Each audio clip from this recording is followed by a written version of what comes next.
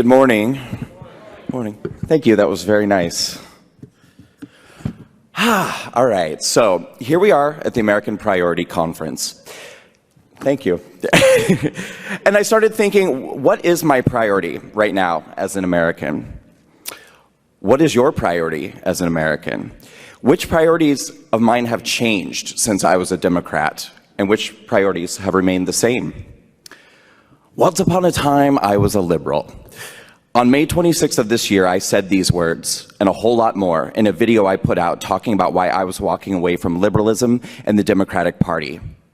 I knew that I could no longer be a part of a political party that had embraced a platform of lies, fear-mongering, division, false platitudes, and its fake news media mouthpiece, and the illogical liberal ideology that has become a gospel for this party. I was a Democrat by default. As a gay man, and I think that the Democratic Party has done an amazing job of marketing themselves towards minority groups in America, whether you're African American, Hispanic, LGBT, or even a woman. If you didn't vote for Hillary, it's because you are a traitor. You're stupid, uninformed, or a slave to your straight white husband. That's one of the tactics that I think that they love to employ, the peer pressure.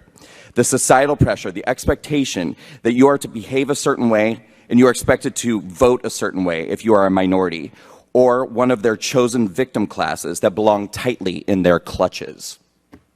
I fell for their slick advertising, their shrewd and selective marketing. So I've always voted Democrat. I just went into the booth, and if I saw a D, I checked the box. Check, check, check. D, D, D, D, D. I didn't even know who the people were most of the time. I didn't even know what the office was most of the time. I didn't care. I saw a D. Check, check, check, check, check. Liberals are very tribally minded people. The ideology can only function if its devotees adhere to the message in lockstep. Dissension and debate are not to be tolerated. Groupthink is essential to the survival of the tribe. One of the greatest catalysts for me creating the Walkaway campaign was that I always believed the media that provided the news to my tribe without scrutiny, without skepticism, without question. I thought CNN told the truth. I know. I thought that MSNBC told the truth. I thought Rachel Maddow told the truth. Imagine my surprise. I grew up in a small town in Nebraska in the 80s and 90s, in the midst of the AIDS crisis when homophobia was running rampant. I first knew that I was gay when I was 5. I don't know exactly how I knew what the word meant. I just know that as I sat there in my beanbag watching Friday night videos, I was absolutely giddy with a crush watching the video for Shout by Tears for Fears. I can't even remember which one of them was giving me butterflies anymore, and it doesn't really matter because in retrospect, neither of them were even remotely titillating. I guess this is maybe why we don't let 5-year-olds choose their spouses. Anyway, as I sat there feeling overcome by this feeling of romantic excitement, I remember thinking to myself, oh my God, you're gay. And it wasn't long after that that I began to see what a problem this was for other people. In the 80s and 90s, people weren't terribly shy about expressing their feelings about gay people. I never felt like there was anything wrong with me. I just felt that everybody else was really stupid for having a problem with it. But knowing that didn't make things any easier. Older kids would regularly threaten me and sometimes beat me up. I was the target of choice for these two absolutely deranged, red-headed psychopath twins in my little town. They would follow me home when I was driving and hanging out the windows of their truck that they had propped up on those gigantic tires and point a gun at me while I was driving home. I used to dread going to parties because for me that was always ground zero for some kind of trouble. My very presence would usually initiate a fight or some kind of spectacle. And given my fondness for attention and spectacles, you might think that this would be a gratifying thing. It wasn't. One night at a party out at one of those country houses in the middle of nowhere that guy who's 26 but still partying with high school kids owns, I was sitting on the porch step outside talking to some people when a friend of mine in front of me's face froze in horror. I just kind of said, what's happening? And the next thing I knew, a friend of mine was pulling a shotgun away from my head that was being pointed at me by a guy at the party who I didn't know and had never talked to. It was a particularly surreal moment because at that moment I was experiencing complete terror, but I was also overcome with a feeling of shame and embarrassment because nobody really cared that this had happened. I felt almost like it was my fault. And I felt guilty because once again, all of my friends had to leave the party because of me. These kinds of incidents were fairly commonplace in my upbringing. Fear began to be a major motivator in most of the decisions that I made. Fear of being targeted, fear of being exposed, fear of being misunderstood, and fear of being a burden to my friends. When you're a young person navigating life in survival mode, you develop a very distorted sense of self and what you need to do and who you need to be to survive. I didn't have the luxury of discovering who I really was. I just knew who I needed to be safe. Many people in the gay community share stories similar to mine in their upbringing. It's really not hard to see or understand why these tribes in our society are formed. I became a member of a community who shared my common experience at a time when to be openly gay was dangerous and shameful. For years, I stood on the front lines fighting for gay rights.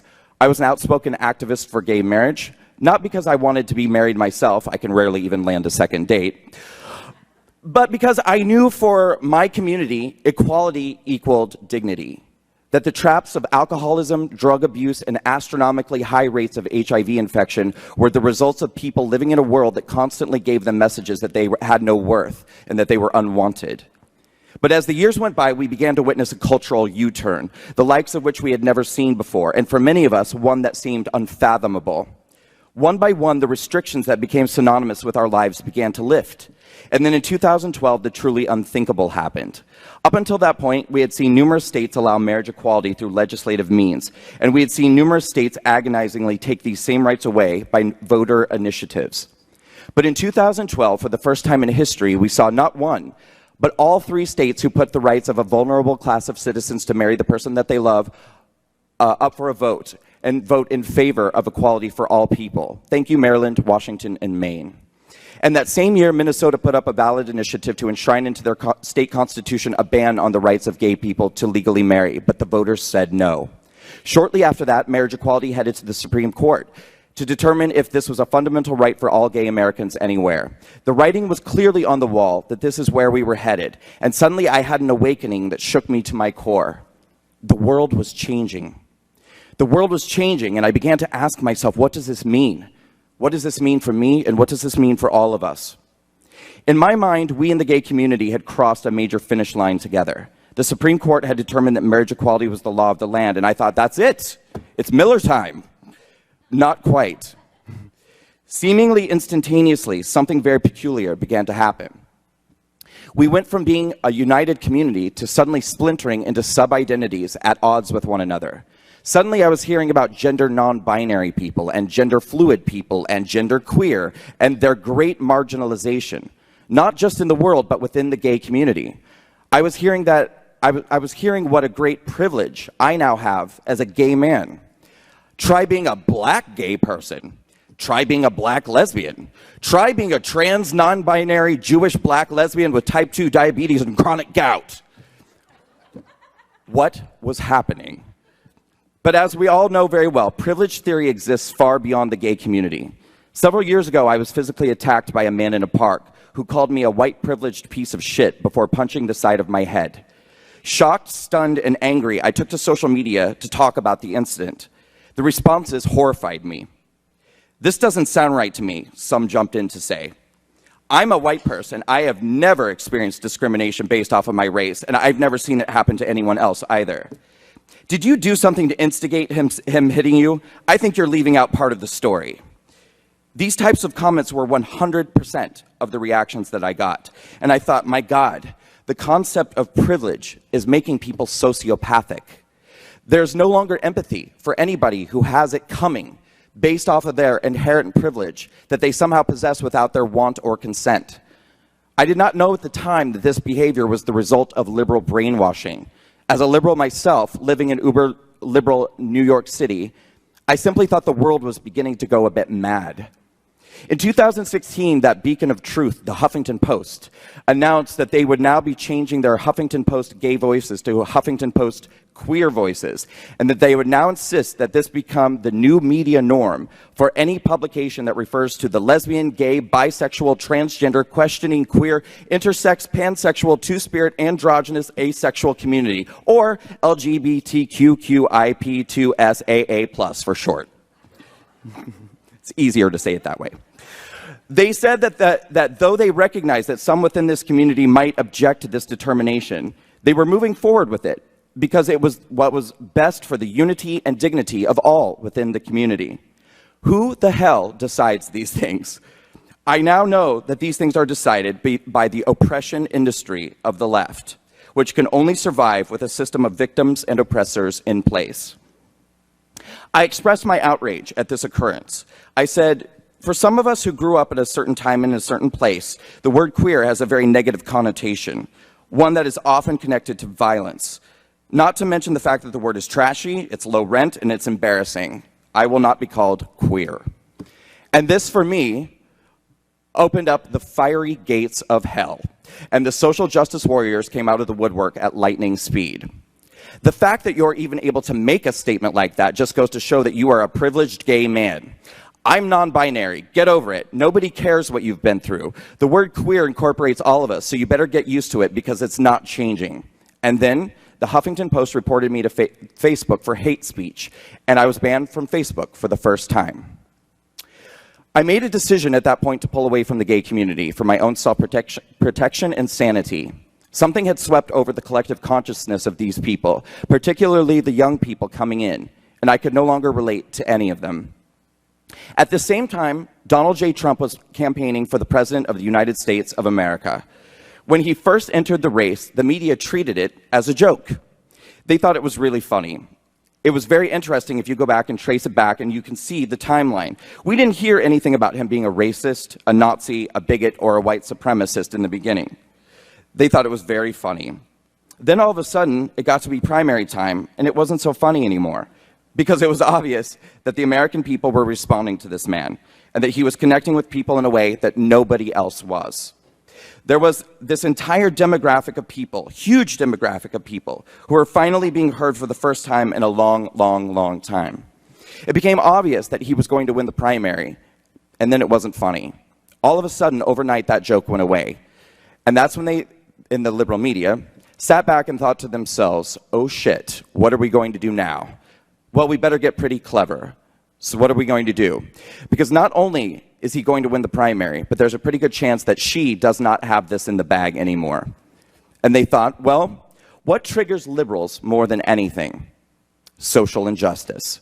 We have to make this man the biggest monster that the world has ever seen. We have to create a second coming of Hitler. We have to go out and find every opportunity we can to paint this man as a bigot, a racist, a homophobe, a transphobe, a misogynist, the biggest one that the world has ever seen. They would isolate little sound bites of moments and tell us that he called all Mexicans rapists, that he advocated for the sexual assault of all women, that he hated Muslims, that he hated gays, and I bought every word of it. I bought every single word of it, and I found comfort in the fact that they also told me that he had a 30% chance of winning, a 20% chance of winning, a 10% chance of winning, a 5% chance of winning, a 3% chance of winning. Now we were laughing again. Now it was funny again. We were all getting closer and closer to Election Day, and we were all getting our Madam President Hillary Clinton framed pictures ready to hang above our beds. But then, by then, they said he had a 3% chance of winning, and so on Election Day, like many people, I was completely gobsmacked, flabbergasted, and frankly horrified by what I was seeing when I was watching the results come in on my television. I couldn't really take it anymore, so I went to bed. And I thought to myself, I can't even deal with this. I can't process this. I was tossing and turning. I didn't sleep a wink that night, and I would turn over every 5 minutes and look at my phone, hoping that I would see something like 700 new electoral votes just came in for Hillary Clinton. But that didn't happen. Then somewhere around 2 or 3 in the morning, I opened the Huffington Post. I decided to suspend my feud with them temporarily because this was much more important. I read a headline, and in giant red letters, it said, "Nightmare. President Trump." Underneath the picture, it said, "Millions to lose their health insurance, people's rights to be rolled back, blah, blah, blah, blah, blah." And then it said, ... and other possible headlines from a Trump presidency. They were predicting the future of a Trump presidency and putting the headlines on the front page. They literally started scaring people the second that he got elected. Literally the second. Once again, it worked very effectively on me. I was terrified, absolutely terrified. I woke up the next day completely disturbed. It was very dramatic. I had to cancel my day. I was a hairstylist at the time. I called and I said, cancel all my appointments. I can't be anywhere near a pair of scissors today. Or bleach. Within days after the election, the media's targeted strikes on minority groups began. Hate crimes spiking, neo-Nazis and KKK emboldened, numbers rising. January 30th, Trump executive order allowing anti-LGBT discrimination is coming soon, LGBTQ nation. January 31st, how Trump will roll back Obama's progress on gay rights, Washington Monthly. February 2nd, Donald Trump reportedly planning executive order declaring same-sex marriage wrong, The Independent, UK. February 9th, don't believe Trump, the war against same-sex marriage is just getting started, LA Times. You're in danger, you're in danger, you're in danger, you're in danger. And they kept coming, and they kept coming, and we became more scared and sharing the stories and reposting and reposting. And none of these headlines ever came true. I needed to understand how anybody could vote for this monster. I would rant on social media often after the election, demanding answers as to how anybody could do this to America. What had happened to the conscience and the soul of middle America? How could everybody be so duplicitous and hateful? Nobody would answer me. 2 months after the election, I ranted on Facebook that I would never be able to understand how anybody, including the people from Nebraska that I thought I knew, could vote for a man who mocked a reporter's disability before a cheering crowd. And suddenly, finally, somebody answered me. A woman I had known my whole life, a staunchly Christian conservative named Diane, reached out to me and sent me a video entitled, Debunking That Trump Mocked the Disabled Reporter. This is a compilation of footage showing Donald Trump. Well, first I'll say I saw the title of the video and I became instantly enraged. Just reading the title, I just thought to myself, of course, this is more right-wing propaganda, more brainwashing lies of the right. And I couldn't wait to watch it because I couldn't wait to confront Diane and tell her how stupid she was for falling for it. So I pushed play on this video entitled Debunking That Trump Mocked the Disabled Reporter. And what I saw next was a compilation of footage going back many years, showing Donald Trump numerous times in numerous circumstances, doing that exact same voice and that exact same gesture that he did that day when he mocked that reporter's disability. But the commonality of all the footage was that it was Donald Trump imitating somebody who had been caught in a lie or doing something shady, or groveling because they'd been caught doing something dishonest. It became very compelling and very clear that he didn't mock that man's disability whatsoever. Yes, the man happened to be disabled. Yes, he was making fun of the fact that that disabled man was caught in a lie, but he did not make fun of that man's disability.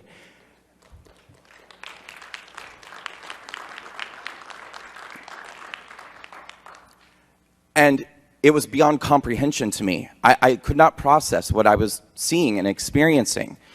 I watched the clip 3 times, and I couldn't understand it. It was almost as if CNN had lied to me. What? So I went to bed that night, put it away, and I woke up the next morning and I watched it again.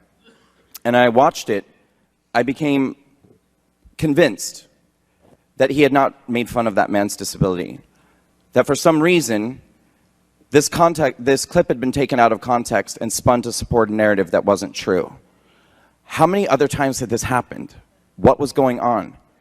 So, I went back to the beginning, and I started watching clips, and I started researching, and I started looking to find out what was going on.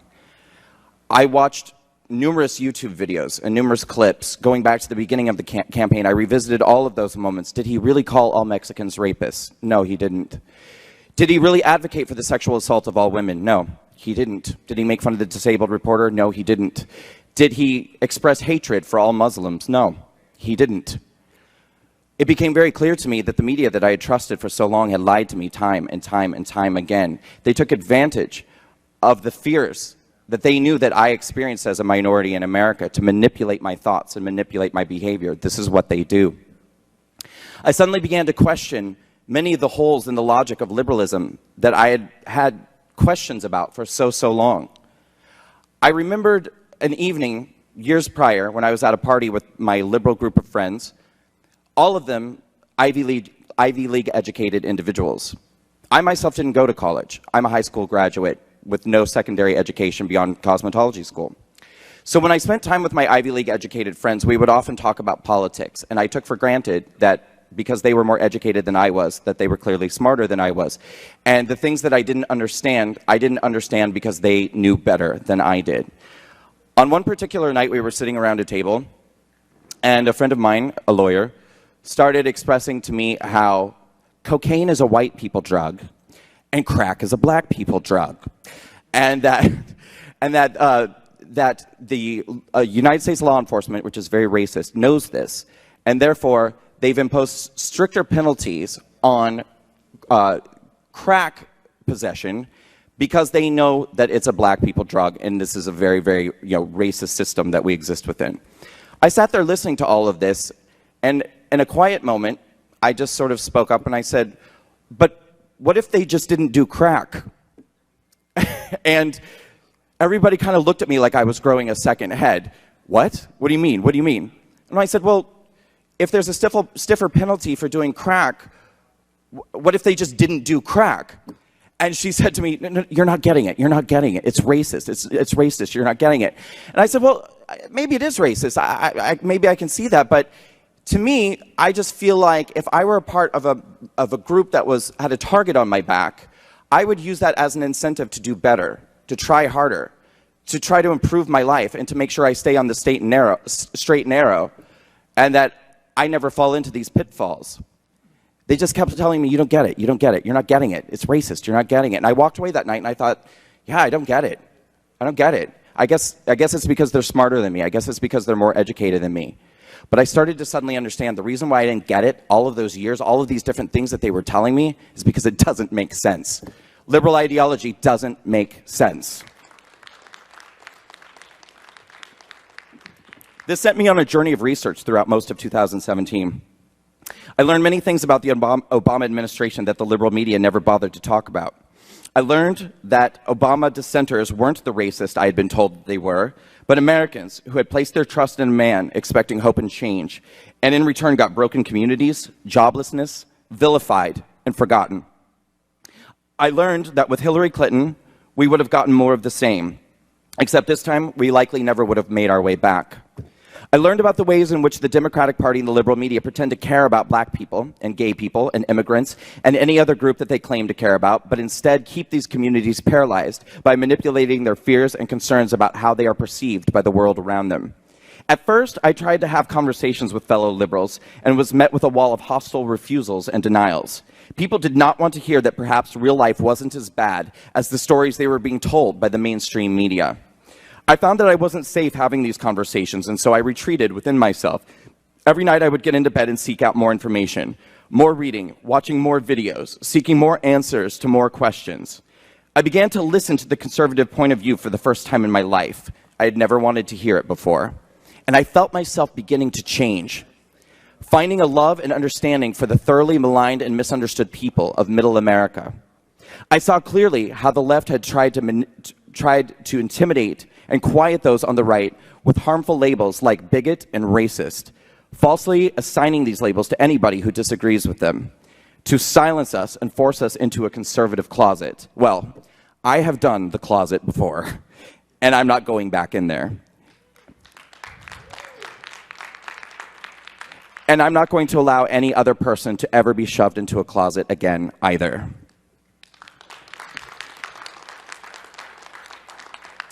Sometimes all it takes is one person to step forward and say loudly and clearly, something is very wrong here. The emperor is not wearing clothes. So I sat down and I wrote what I've called the definitive manifesto of everything that is wrong with liberalism and the Democratic Party. And I shot a 6-minute video laying it all out.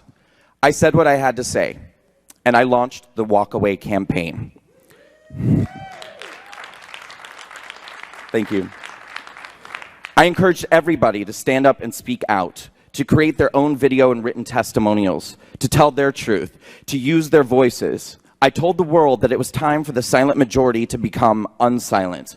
And one by one, people, not just across the country, but all over the world, began to speak.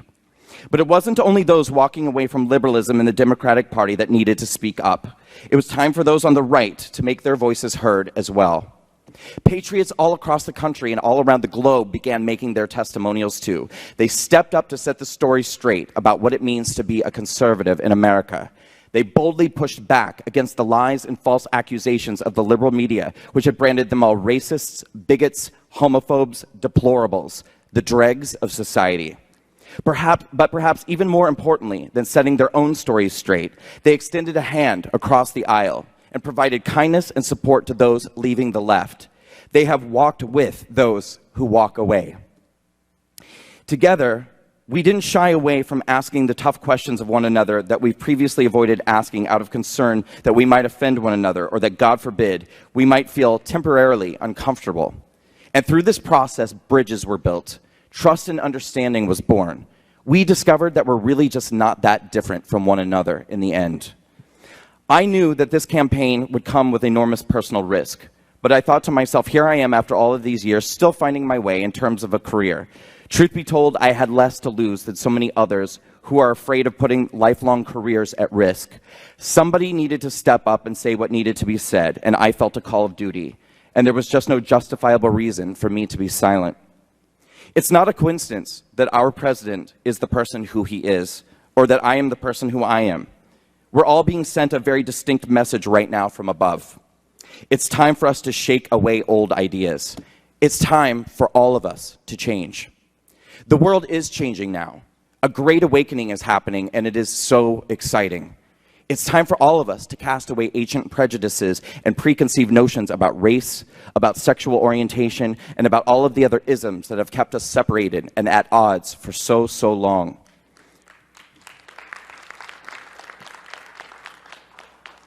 I am a gay man who is leading a movement that has woken people up to the truth about liberalism in the Democratic Party, not just in America, but around the globe.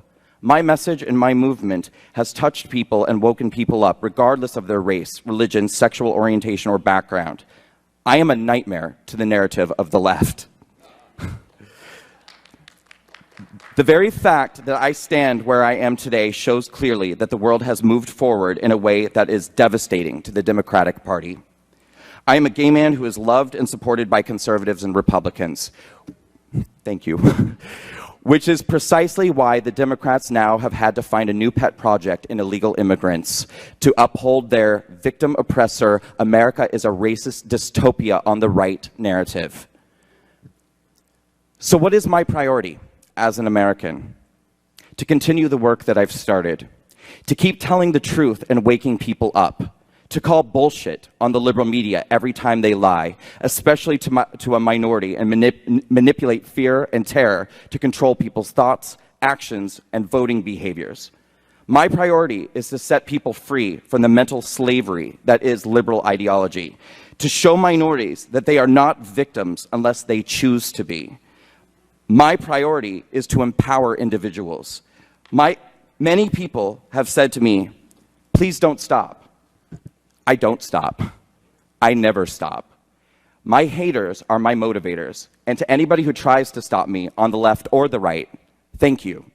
Your interference only makes me stronger, sharper, better.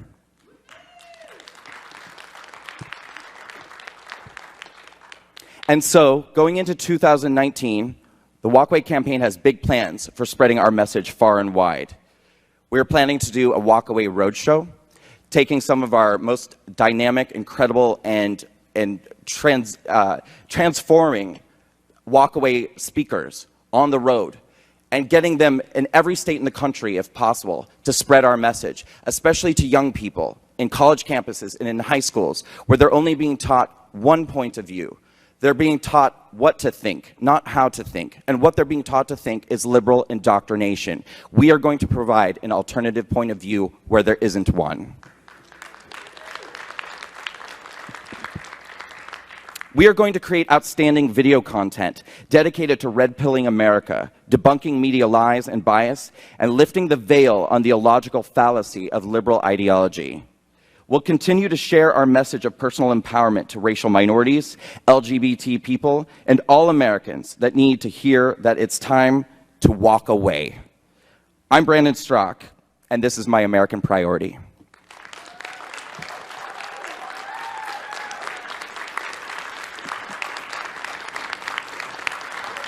Thank you.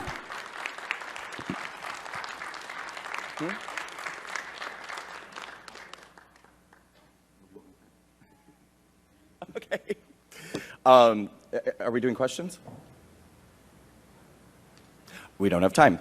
All right. I was told to introduce Katja. Is Katja with us?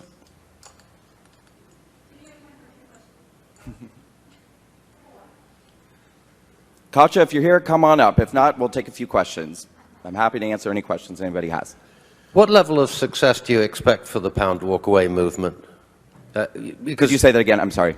What level of success do you expect? I mean, your percentage, how many people have you gotten to follow you? Right. Dozens, hundreds, thousands? So the Walk Away campaign began as a testimonial campaign on utilizing Facebook. As of now, we have 215,000 people in the original group on Facebook. We have tens of thousands of testimonials. We have thousands of video testimonials. But as we know, and for good reason, a lot of people don't like to use Facebook. A lot of people don't like to use Twitter. Actually, a lot of conservatives don't like to use social media in general because we're being suppressed and censored and shut down and our voices are being squashed. And we need to do something about that. And we will. But we have, a group called the Red Pill Pundit did all of the analytics for us, sampling all social media outlets, Twitter, Instagram, Facebook, YouTube, and estimated that we have over 400,000 people who have joined the Walk Away campaign and created testimonials telling their reasons why. We have only gotten media attention on the right. Any attention that we have gotten on the left, we did reach a point where we became no longer ignorable to the left-wing media, but rather than, they've never contacted me. I've never given a statement to anybody in the left-wing media, and I've never been interviewed by anybody in the left-wing media. But they've done a number of stories on us saying that we're Russian bots, Russian propaganda. I'm not kidding. Russian propaganda. The reason I'm telling you this is because there is a vast, vast number of people on the left who don't even know yet that we exist. And they may not know unless we go directly to them. So we're going to have to. That's why we have to do a road show. That's why we have to keep making videos and get them, put them out there as much as we possibly can. To answer your question, I believe at this point we have more than 400,000 people who've created testimonials about why they're walking away. But that's the tip of the iceberg. Because as I see it, the more that we have these video testimonials, if you go on YouTube and just type in #walkaway into the search engine, you're going to find page after page after page after page of black people, gay people, Jewish people, white people, straight people, gay people who are walking away. I mean, we all share this common experience as an American that something is very wrong on the left. Something is very wrong with the Democratic Party. More and more people are starting to wake up to that. And I think that the more that people are speaking out, the more that people are creating their testimonials, the more people are going to be emboldened to walk away themselves. So that's where we're at now, but we're just getting started. And I promise you, I'm not going to back down. Okay, one more thing. Please name your chief tormentors. Say again? Please name your chief tormentors. I'm not getting it. Who's tormenting you? Who are my chief tormentors? Yes. On the right or the left? Just kidding, sort of. My chief tormentors in my personal life, I think initially were close friends, most of whom are gone at this point. That sort of happened throughout 2017 as people were slandering me on social media, cutting me off. And since I started the Walk Away campaign, it's a hard question to answer because the truth is I don't care when the liberal media slanders me, which is kind of why I think I'm the perfect person for this job for numerous reasons, is that I'm actually a bit of a masochist, you know, like I actually sort of enjoy it when they come after me. I'm like, ha, that's funny. They called me a loser. They called me a failed actor. This is great. I enjoy all of it. So, I mean, let them keep coming. Let them keep coming. They're going to lie. That's what they do. That's why I walked away. We just have to keep talking about it. You're welcome. Thank you for asking. Brandon. Oh, hi. Hi. How much support have you gotten from the GOP? Is this being recorded? Yeah, like, have you felt a lot of support from them? Were you surprised at the level of support you've gotten from them? What do you have to say about that? Well, okay. So I'm going to answer very diplomatically because I didn't mean to put you on the spot. we have a long way to go, and we have a lot to do. And just because relationships may not be today where I wish that they were, doesn't mean that they can't be in the coming months, in the coming years. The support from the GOP could be much, much more than it has been. And I think what's been probably most disappointing is that I know that many in the GOP are aware of what we're doing. Some have reached out to me to say, thank you so much. You've really managed to tap into these groups that we've tried for so long to connect with, but have been unsuccessful. Right, you're such a huge asset to them. Thank you. What I've tried to convey to them is, imagine how much more we could do if we had funding and support. Everything that we've done so far has been strictly through the power of social media, in which we face enormous suppression and restriction. You know, and it's not even necessarily just a matter of cut us a check, but, you know, blast us out on your email lists. Help spread our commercials and our videos around. Help people know who we are. Yeah. Just by even making that, not only does that help us, but you're showing the world that this matters to you, that you care about black people, that you care about gay people, that you want every American to embrace the values of conservatism. You know, and I say this all of the time. Liberalism is an ideology. Conservatism is a value system. There's a difference. We don't all subscribe to the same ideology on the right. There's a set of fundamental values that we all agree with each other on. Individual empowerment, that the government shouldn't be running your life for you and telling you what to do, that capitalism inspires people to be the best that they can be and to get out and pursue their best life. Socialism makes people lazy and complacent and ultimately leads to mass murder and death, but that's another story. The GOP, at this point, I hope to hear more, I hope to get more, I hope that we can just establish a stronger alliance with one another. I hope that we can work together, hand in hand, going forward. That would be amazing. Awesome, me too. Thanks, Deanna. Brandon, you and I come from very different backgrounds. I'm a Marine Corps combat airborne officer, and I want to tell you how much I deeply admire and respect your courage to stand up and do the right thing. First, to question, and that takes courage in today's world itself, to actually boldly question, and then to stand up and to act upon the answers your heart and your head have received. You also diminish your own academic background, but I will tell you this, as far as I'm concerned, you're the dean of the Graduate School of Common Sense. Okay? I wanted to ask you, you have boldly stepped forward. You have founded a movement, truly a movement, that is sweeping the country and unsettling a lot of apple carts. I want to ask you if you have ever received or do you anticipate any physical threat in the field to you, to your supporters, and to your operations as you carry it around the country. And then we want to find a way to help you answer that in any way that is appropriate. Yes. First of all, thank you for everything that you said. Second of all, I want you to know that I admire and respect you as well and everything that you've done for our country. Thank you very much.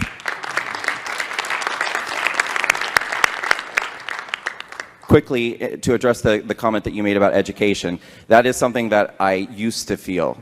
I've now completely reversed my position on that. I now see that the more educated that a liberal is, the more indoctrinated that they are. And the fact that I didn't go to college is probably why I got out as easily as I did.